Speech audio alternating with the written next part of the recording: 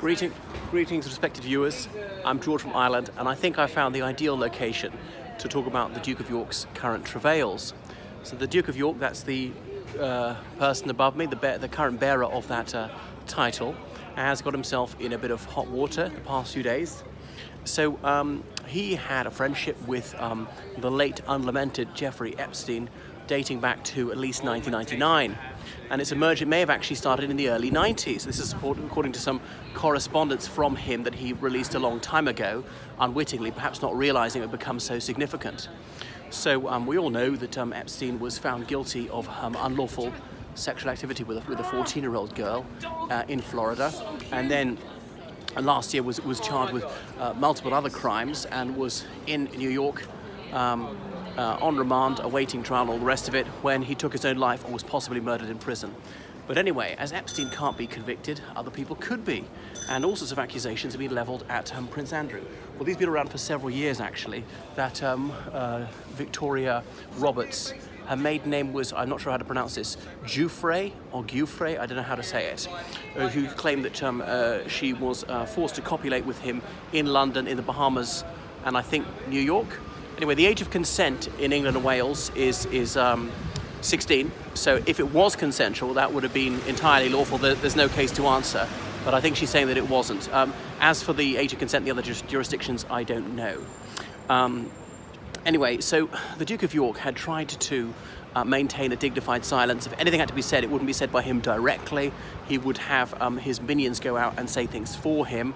He'd been introduced, but anyway, he was carrying on in a roving ambassador for British trade. He's a patron of many charities. He's the Chancellor of the University of Huddersfield and so on. But and the thing is, this was a headache that refused to go away. So he thought that his strategy of remaining stum on the issue was not paying dividends. They had to try a change of tack. Difficult not to agree with him, but almost everyone seems to agree that interview was disastrous, raises more questions than it answered, and he really set off on the wrong foot by saying things which are demonstrably false. For instance, he said his accuser claimed that he was perspiring profusely, but that couldn't possibly be true. When he was at the Royal Navy in the Falklands conflict in 1982, he had an overdose of adrenaline, as he calls it, which made him unable to perspire for well over 30 years, and that would take us past the time in question when she supposedly was forced to copulate with him, but he does perspire now again. And obviously plenty of photos have been released of him in the 90s and in the noughties when he was in public, and he clearly had been breaking a sweat. On things that he never goes out without a suit and tie in London, to socialise, and many photos have been released of that, of proving that is also a bogus claim. So what else did he say which is provably false? That there's this golden rule in his family: if he's not with his daughters, then his ex-wife is with his daughters. Always one of them is home, and there's at least one occasion that hasn't been adhered to. But all right, once out of many possible occasions, perhaps that really doesn't undermine the principle too much. The whole thing about being unable to perspire, I've consulted my physician friends about this one, and that is hardly credible. There's a very slender chance it's true, because it was not a hereditary condition in his case. He claims he only got this about the age of 22, if it could have been with a severe all-over body injury, which he patently doesn't have, because long after the Falklands he was known to go jogging for several miles, so he wasn't that badly injured, and various things like that. And anyway, adrenaline is nothing to do with perspiration. I mean, you might perspire more when the adrenaline is pumping, but it's to do with a different chemical. So he's really cut his own throat. So Emily Maitlis gave him quite a grilling. Now, many of these interviews, what they do is they'll agree some conditions beforehand. That you're only allowed to ask a limited number of questions about this, and then you have to spend lots of time asking about his charitable work and other activities or something of that nature, so it's more positive. But they didn't do that. You've got to hand it to him. All right, perhaps he was brave, or is that another word for foolhardy, that there was a no-holds-barred interview, he didn't set these conditions. That would have looked like too much of a setup, perhaps a cover-up, perhaps the BBC wouldn't read to all those conditions, saying, well, that's not really an interview that's worth doing, then they had a bit of a scoop for them. So his attempt to clear the air really hasn't worked. It seems to have backfired spectacularly. I don't know of a single person who's said he's come out a bit better, because the obvious thing to do was to anticipate the likely questions. What did you know? When did you know it? Do you have any regrets? Do you have any apologies? Would you like to express any sympathy for the so-called victims of Mr. Epstein? There's one definite victim, as the others we don't know. And anyway, none of this came across, so he seemed to be feeling sorry for himself. Now, I do feel a bit sorry for him. His Royal Highness has never been convicted of a single crime. He's never been charged with a crime. He has never been spoken to as a suspect by the police. He's never been interviewed as a witness by the police in any jurisdiction, and yet his reputation is absolutely trashed. Organisations are falling over themselves in a hurry to sever all links with him. He runs these various charities, and people don't want to be associated with him anymore. And so I think that's very unfair, this rush to judgment. These allegations are not new. They've been out there for like 11 years, some of them. And why now? Just because of this interview, which was badly mishandled by the Prince. So perhaps he's a person of the most Olympian arrogance. He disregarded the advice of PR experts. I think, I don't know what their advice was. If they advised him to go to do it on this basis, that was clearly very poor advice, but ultimately it's his call to follow that counsel or not. Advice is just that, it's advice, it's not an order. He is the one who decides ultimately, so it's really not looking good for him. Could he speak to the FBI under oath? Well, that's that. Be extradited? I mean, what a shocker that would be.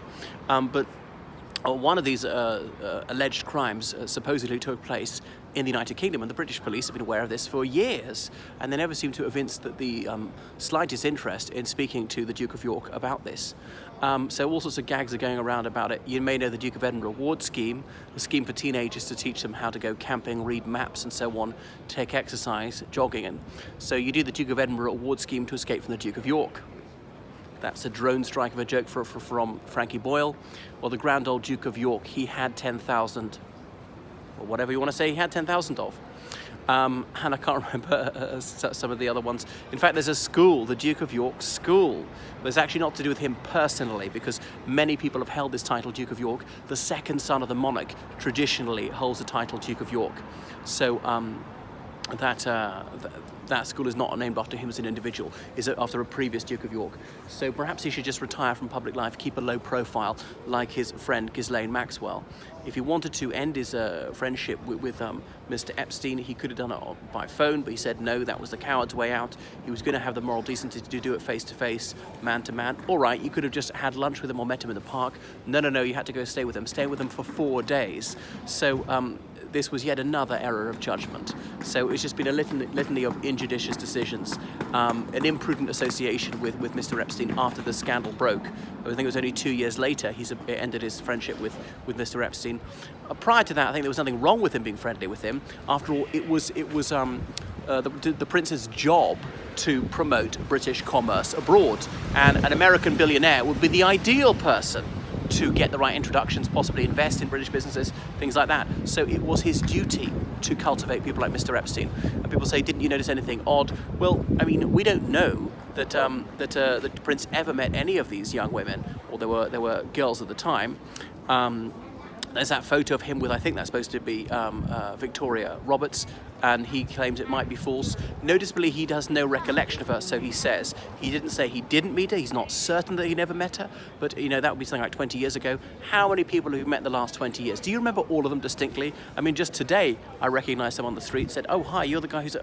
It was wrong, it was a mistaken identity. Or you could meet someone and not remember that you met them previously. Sometimes I've met people and I know I've met this person several years before, but he or she doesn't remember me at all, and on and on. So there are many examples like that.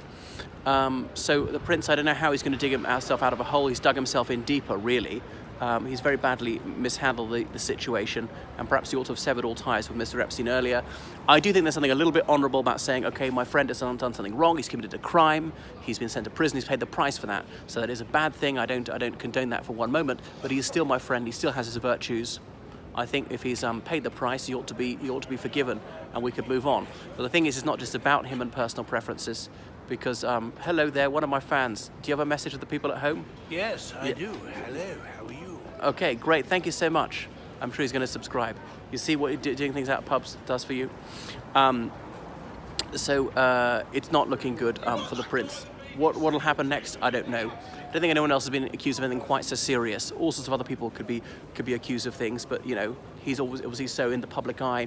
If you are a celebrity, or if you're a member of the royal family, and celebrity and royalty are largely gelling, look at the marriage of Meghan Markle to Prince Harry, then you're going to attract a lot of crazies. There'll be kooks out there, there'll be stalkers, there'll be people to develop an obsession with you.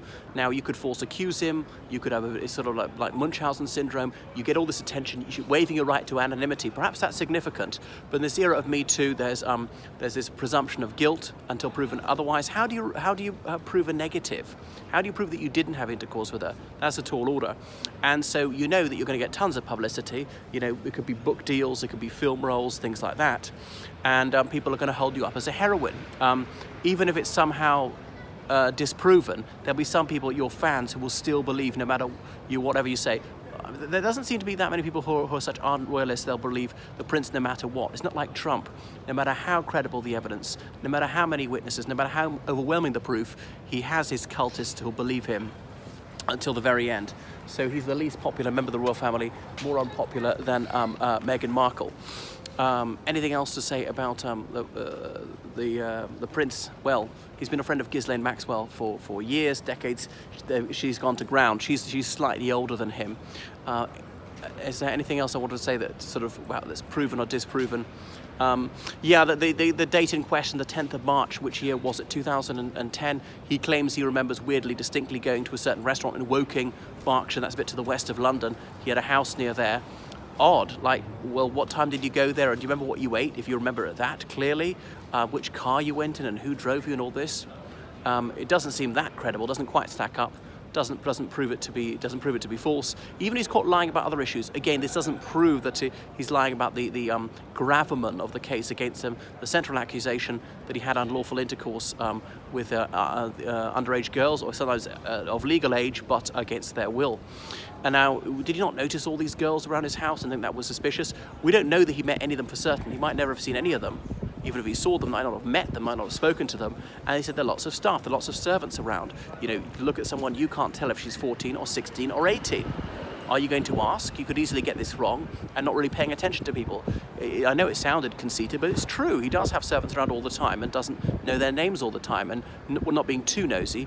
The other thing is Epstein owned several houses. As I say, he was a billionaire, and these were complexes with many buildings. Now, the young girls in question might not have been the same building that he was in at that time, so that's another factor which would explain why he may not have seen them. All right, that's it all from the Duke of York. I mean, I think probably a long period of silence might be wise on his behalf, because unfortunately for him, this story is building and shows no sign of going away. He's just fed the monster.